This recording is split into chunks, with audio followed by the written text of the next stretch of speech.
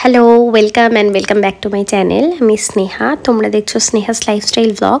আর আজকে after a long time আমি এবার ব্লগ দিচ্ছি। ব্লগ কেন দিইনি বা কেন গ্যাপ পড়েছে সেসব কথা আমি পরে আসছি। আগে এই ব্লগটা কোন দিনে সেটা বলি। এটা হচ্ছে রথযাত্রার ব্লগ। আমাদের বাড়িতে আছেন আমাদের সবার প্রিয় জগন্নাথ, বলরাম, সুভদ্রা।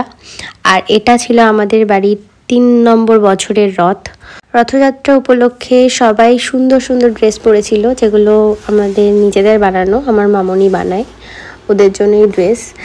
তো এটা ছিল রথযাত্রা স্পেশাল ড্রেস।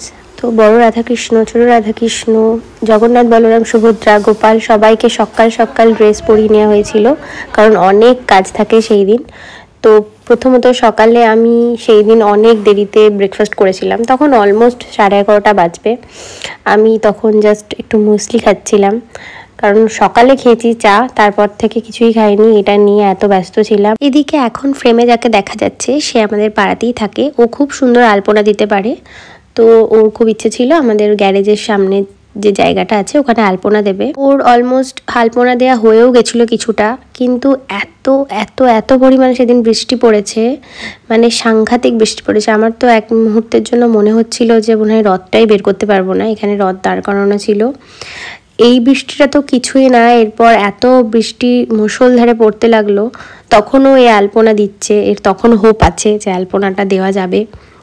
যদিও আমি বারণ করছিলাম যে আলপনা দেওয়ার দরকার নেই, কারণ যে পরিমাণ বৃষ্টি পড়ছে তাতে সব ধুয়ে যাবে। আলপনাটা এত সুন্দর দিয়েছিল, বাট কি করা যাবে, শেষ অবধি আলপনাটা থাকলোই না। আর যে কোনো পুজো হোক, কোনো অকেশন হোক, আমার প্রথম মাথায় থাকে যে কীভাবে বাড়িটা সাজানো যাবে।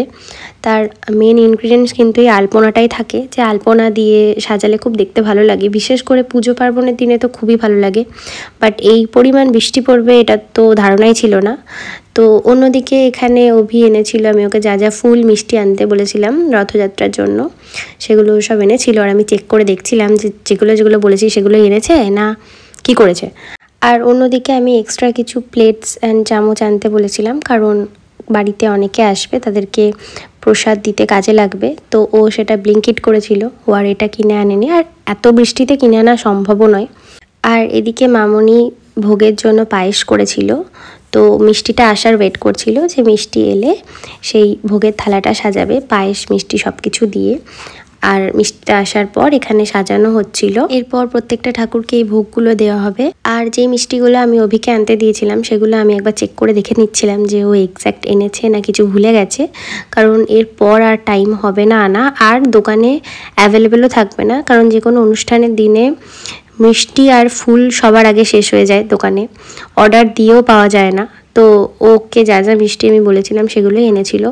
ফুল ঠিকঠাক পাইনি, মানে যে বেস্ট কোয়ালিটির ফুল হয় সেটা পাইনি। যদিও এটা আমি রথে সাজানোর জন্য ইউজ করব, এই ফুলগুলো ঠাকুরকে দেওয়ার জন্য নয়, ঠাকুরকে দেওয়ার ফুল আলাদাভাবে এনেছিল। তো যেগুলো রথে সাজানোর জন্য ফুল আমি ইউজ করব সেগুলো ঠিকই ছিল। আর এই যে ছোট্ট ছোট্ট বেলি ফুলের মালাগুলো, এর থেকে ভালো কোয়ালিটির আর পাইনি। এগুলো আমি ঠাকুরকে দেবো বলেই আনিয়েছিলাম, বাট এর থেকে ভালো কোয়ালিটি আর পাইনি, কি করা যাবে। আর এই রকম বৃষ্টি পড়ছিল এই লেভেলের, মানে সব কিছু ধুয়ে যাচ্ছিল। আমি তো 1 মিনিটের জন্য ভাবলাম হয়তো আমি রথটা বেরই করতে পারবো না আমরা।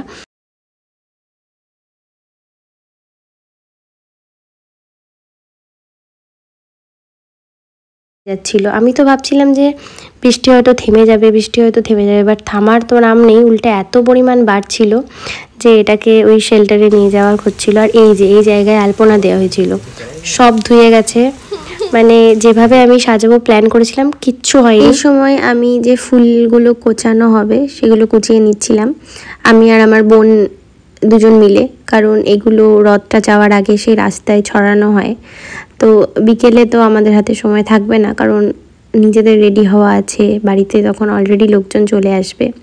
তো ফুলগুলো কুচিয়ে নেওয়ার পর যে মালাগুলো আনা হয়েছিল সেগুলো আমি পরিয়ে নিচ্ছিলাম, কারণ ফুলের অবস্থা খুবই করুণ ছিল। কোনো অকেশন হলেই ফুলটা আগে ঠিকঠাকভাবে আমি পাই না কোনো দিনই। তো এরপর বিকেলে উঠে আমি ভাবলাম রথটা সাজিয়ে নেওয়া যাক। তো রথটা সাজানোর যে যে জিনিসগুলো লাগবে সেগুলো আমি খুঁজে বের করছি। এবারে আমি রথটা ভাবলাম খুব ভালো করে সাজাবো, বাট ওয়েদারের কন্ডিশন দেখে তো আমার মনই খারাপ হয়ে গেছিলো, যে আমি বুঝতেই পারছিলাম না কী সাজানো উচিত আর কী সাজানো উচিত নয়। আর অন্যবার আমি রথে একটা আলপনা দিই, বাট এবারে বৃষ্টিতে সেটাও ধুয়ে গেছে। তো আমি যে কী থেকে কী সাজাবো সেটার কিছু আদ্যপ্রান্ত খুঁজে পাচ্ছিলাম না। তো যাই হোক, যে যে জিনিসগুলো বাড়িতে ছিল সেগুলো দিয়ে আমি একটা সাজানো স্টার্ট করলাম। তো এখানে আমি ভাবছিলাম যে কি করা যায়, আর এদিকে আলপনা অলরেডি উঠে গেছে, তো সেটাকে ঢাকতে হতো কোনোভাবে, কারণ এরকম হাফ আলপনা দেখতেও ভালো লাগছে না। হাফ হাফ আলপনা আছে, হাফ হাফ উঠে গেছে। তো আমি এরকম একটা অর্ডারে সাজাচ্ছিলাম। রথটা প্রত্যেকবারই আমি ভাবি যে কাঁচা ফুলে সাজাবো, কারণ কাগজের ফুল একটু নেতিয়ে যায়, আর এই যে প্লাস্টিকের যে সাজানোর মেটেরিয়ালগুলো থাকে সেগুলো আমার নিজের একটু চিপ লাগে। আর কোনোবারই আমি ঠিকঠাক ফুল পাই না, সেটা রথ সাজানোর জন্যই হোক কি ভগবানের জন্যই হোক, ফুলের যে কি অভাব হয় অকেশানে আমি সেটা বুঝতে পারি না। তো এরকমই কিছু একটা রথ আমরা সাজিয়ে উঠতে পেরেছিলাম, কারণ অনেকটা লেট হয়ে গেছিলো আর ভয়ে ভয়ে সাজাচ্ছিলাম যে বৃষ্টি না নেমে যায়। আর এটা আমার ছিল রথের দিনের ড্রেস। এই ড্রেসটা আমি এনেছিলাম বৃন্দাবন থেকে। বৃন্দাবনের ড্রেসের স্টক আমার শেষ হয়ে গেল এই রথেই, একেবারে 2-3টে এনেছিলাম আর কি। তো এখানে তারপর বিকেলে যে ভোগ দেওয়া হবে সেই ভোগটাই সাজিয়ে নিচ্ছিলাম। ততক্ষণে তোমরা দেখতেই পেলে এর আগে আমার মেসো, মাসি, দাদা এখানে যে ভোগ সাজাতে হেল্প করছে ওটা হচ্ছে আমার মণিমা, মানে আমার বড় মামি। তারপর আমার বন্ধুরা, আমার ফ্যামিলি থেকে সবাই চলে এসেছিলো। এবার জাস্ট রথটা বের করার অপেক্ষা। তার আগে আমরা এগুলো সাজিয়ে নিচ্ছিলাম। এগুলো সব আমরা রথে গিয়েই রাখি, রথ থেকেই এই প্রসাদগুলো দেওয়া হয়। আর এই প্রসাদটা কিন্তু আমাদের অনেক কোয়ান্টিটিতে লাগে, একটু পরেই তোমরা দেখতে পাবে কেন অনেক কোয়ান্টিটিতে লাগে। এই যে ভোগ সাজানোর জিনিসটা, এটা আমরা অনেক আগে থেকেই করে রাখি, কিন্তু এইবারের প্রচণ্ড বৃষ্টির ফলে আর আমার নিজের শরীর একটু অসুস্থ থাকায় আমি আগে থেকে করে রাখতে পারিনি। একসাথে অনেক কাজ পড়ে গেছিলো, রথ সাজানো থেকে শুরু করে সমস্ত কিছু। তো সেটা বিকেলে করা হচ্ছিল। এরপর জগন্নাথ, বলরাম, সুভদ্রাকে একে একে রথে নিয়ে যাওয়ার পালা। আর তখন অলরেডি অনেকটাই লেট হয়ে গেছে, কারণ এর থেকে বেশি লেট করলে এরপর সন্ধে হয়ে যেত। তো আমরা তাড়াহুড়ো করে জাস্ট ভোগের থালা সাজিয়েই একে একে জগন্নাথ, বলরাম, সুভদ্রাকে আনছিলাম রথে। ও আরও একটা ইনফরমেশন দিয়ে দিই, এটা কিন্তু রথ নয়, এটা আগে ছিল ঠাকুরের সিংহাসন, যেটাকে রথ বানানো হয়েছে। তো এটাকে পুরোপুরি রথের মতো কিন্তু দেখতে মনে হয় না। আমি এর আগের বছরের ভিডিওতে একটা কমেন্ট পেয়েছিলাম যে এটা তো পুরোপুরি রথের মতো নয়। তো হ্যাঁ, ওটার জন্যই, কারণ এটা সিংহাসনের মোটিভেই তৈরি, জাস্ট ওটাকে চাকা লাগিয়ে আর ওপরটা একটু চেঞ্জ করে রথের আকৃতি দেওয়া হয়েছে। মেনলি এটা কিন্তু সিংহাসনই ছিল। আর এখানে তোমরা যেটা দেখছো ফুলের মালা নিয়ে আমার বাবা যেটা করছে, সেটা হচ্ছে রথের ঠাকুরকে ফুল দিয়ে বাঁধা হচ্ছে, কারণ কোনো রকম রাস্তায় কোনো ইট পাথরে ধাক্কা খেয়ে আগেই ওনারা সামনের দিকে পড়ে যান। রথের দড়ি কি টানবো ওদেরকে ঠিক করতে করতেই আমার সময় চলে যায়। তো তাই জন্য ফুলটাকে অ্যাজ এ দড়ি হিসেবে ইউজ করে আমরা জগন্নাথ, বলরাম, সুভদ্রাকে টাইট করে বেঁধে দিই, যাতে তারা একদম ঠিকভাবে সুস্থভাবে বসে পরিক্রমা করতে পারে। তো এখানে পরিক্রমা শুরু হয়ে গেছে, আর একে একে সবাই আসছেন, রথের দড়ি ধরছেন। স্পেশালি এই মেমোরিজটার জন্যই আমার ভ্লগ বানানো। আমি যে এত গ্যাপে ভিডিও দিচ্ছি তার এটাও একটা কারণ। বেসিক্যালি আমি ডেইলি লাইফে ব্লগ করে উঠতে পারি না, কোনো না কোনোভাবে করা হয় না, মেনলি করাই হয় না। কিন্তু যখনই কোনো অকেশন আসে বা কোনো অনুষ্ঠান হয় তখনই আমার মনে হয় এই সমস্ত জিনিসকে ক্যাপচার করে আমি একটা ভিডিওর মধ্যে রেখে দিই অ্যাজ এ মেমোরি। আমি পরে যখন দেখবো সেটা আমার খুব ভালো লাগবে। তো আমি যত দেরি হোক সেটাকে পোস্ট করি এডিট করে, কারণ এডিট করাটা আমার কাছে খুবই হেক্টিক লাগে, একদমই সহজ নয় জিনিসটা। তো ওই জন্য আমার পোস্ট করতে এত দেরি হলো। আর তোমাদের বলছিলাম যে এত ভোগ কেন লাগে, আমরা এই ভোগগুলো বাড়িতে সবাইকে দিয়ে দিই। আমাদের পাড়া থেকে সবাই সেই প্রসাদ নিতে আসে, এখানে সেটাই দেখতে পাবে। তো রথকে ফিরিয়ে আনার পর এখানে চলছিল আমাদের সন্ধ্যের আড্ডা। এখানে বানাচ্ছিলাম আমি চা সবার জন্য, মামনি বানাচ্ছিল লিকার চা, আর আমার দায়িত্বে ছিল দুধ চা। তারপরই এসে গেছিলো আমাদের রাতের ডিনার। এটা আমরা সেদিন অর্ডারে আনাই, কারণ অনেকজনাই ছিল, আর সারাদিনের অত ধকলের পর আর রান্না করার এনার্জি কারুরই থাকে না।